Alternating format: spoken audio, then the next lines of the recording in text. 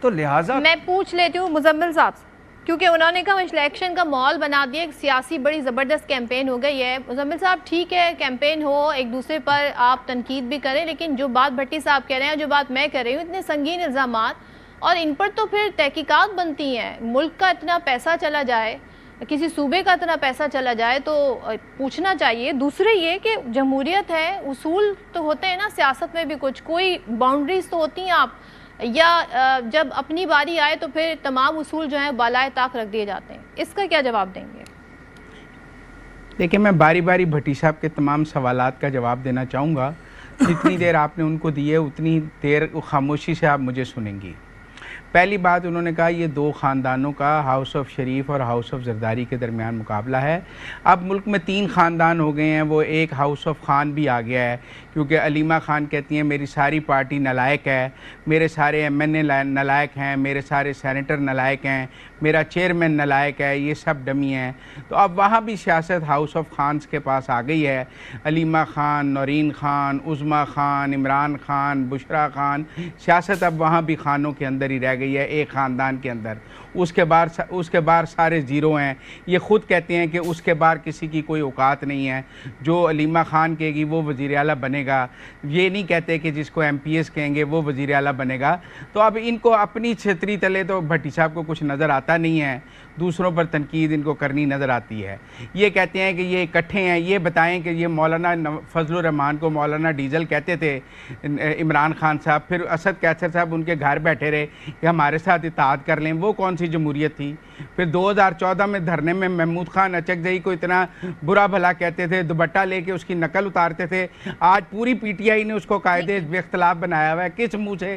کون سی سیاست ہے یہ بھی بھٹی صاحب ہمیں بتا دیں کہ وہ عمران خان کے وہ شارٹس چلا دیں، وہ مولانا ڈیزل والے شارٹس چلا دیں، اور اسد کیسر اور بیرسٹر گوہر کی مولانا فضل الرحمان کے پیچھے پڑھنے والی نمازیں ہمیں دکھا دیں، تو پھر ہم ان سے پوچھ لیں گے کہ جو سیاست کا درز یہ نون لیگ اور پیپلز پارٹی کو دیتے ہیں اور انہیں پی ٹی آئی تو نظر نہیں آتی ہے، اس طرف ان کی آنکھیں بند ہو جاتی ہیں، چکا چوند ہو جاتی ہیں، وہاں انہیں سب اچھا ہی اچھا نظر آتا ہے، دودھ کی نہریں بہتی ہوئی نظر آتی ہیں، تو وہ سب اپنی جگہ موجود ہے۔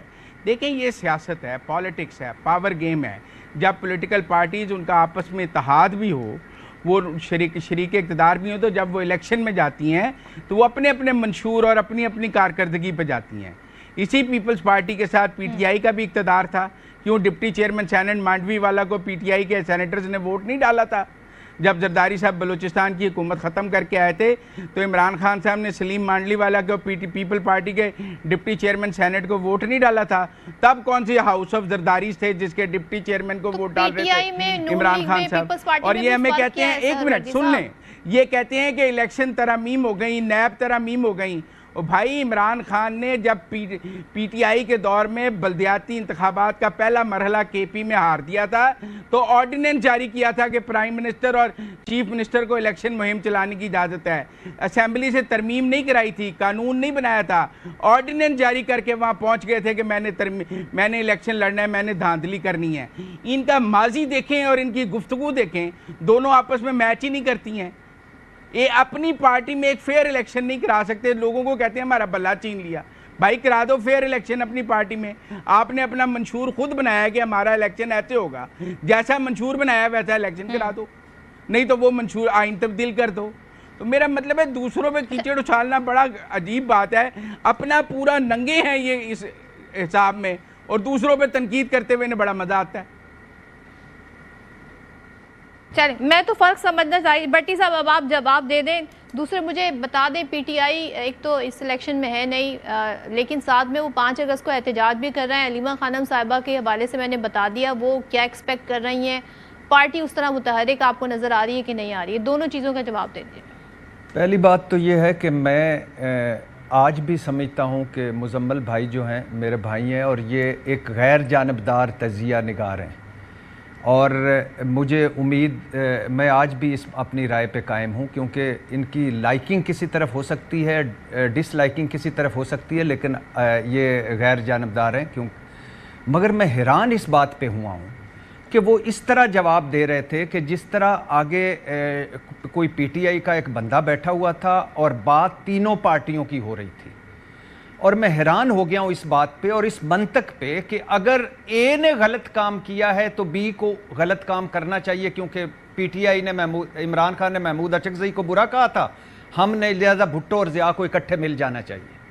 چونکہ مولانا فضل الرحمان صاحب کو خیر خواجہ آصف صاحب نے پہلی مرتبہ نام رکھا تھا قومی اسمبلی میں کھڑے ہو کر، لیکن اگر وہ کہتے تھے تو اس کا مطلب ہے کہ یہ جو مسلم لیگ اور نون لیگ اور پیپلز پارٹی کو بھی آپس میں یہ کر لینا چاہیے۔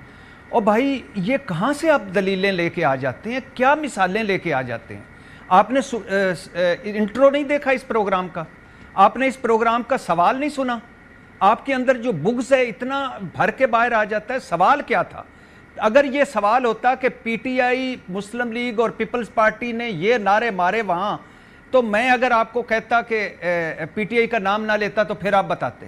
بات ہو رہی تھی ایک دو اتحادیوں کی، اور دو اتحادی کون تھے؟ ایک پیپلز پارٹی والے، ایک نون لیگ والے، دونوں نے ایک دوسرے کے خلاف الزامات لگائے ہیں۔ اب میں اس میں پی ٹی آئی کہاں سے نکالوں؟ آپ کو تو یہ تجربہ حاصل ہے نا کہ کہیں نہ کہیں عمران خان لے کے اس میں ڈال کے نکال لیتے ہیں، لیکن میں کیا کروں؟ اب عمران خان جب وزیر اعظم تھے، ان ساری باتوں پہ آپ کے میں نے منہ سے تو کبھی نواز شریف صاحب کی بد تعریفی نہیں سنی، لیکن عمران خان صاحب کے ہم نے جب پرائم منسٹر تھے بد تعریفیاں کرتے تھے، ان کی گورننس کی، ان کی پرفارمنس کی، ان کی مس مینجمنٹ کی، ساروں کی۔ اب اس میں کہاں؟ اس میں دو پارٹیاں الیکشن لڑ رہی ہیں آزاد جموں کشمیر میں، ایک مسلم لیگ، ایک پیپلز پارٹی، دونوں آپس میں لڑ رہے ہیں، دونوں کا سوال ہوا اور دونوں کا سوال کا میں نے جواب دیا۔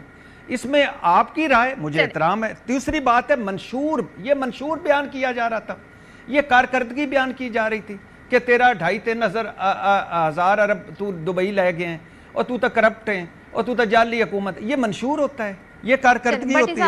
اور تیسرا ہاؤس آف خانز کہ جب تک عمران خان وزیر اعظم رہا ہے ہمیں اس سے غرض ہے۔ آج عمران خان نے اگر اڈیالہ جیل سے علیمہ خان کو اپنی پارٹی کا ہیڈ بنا دیا تو سب سے پہلی مخالفت اس موروثی سیاست، اس لعنت زدہ سیاست کی میں کروں گا۔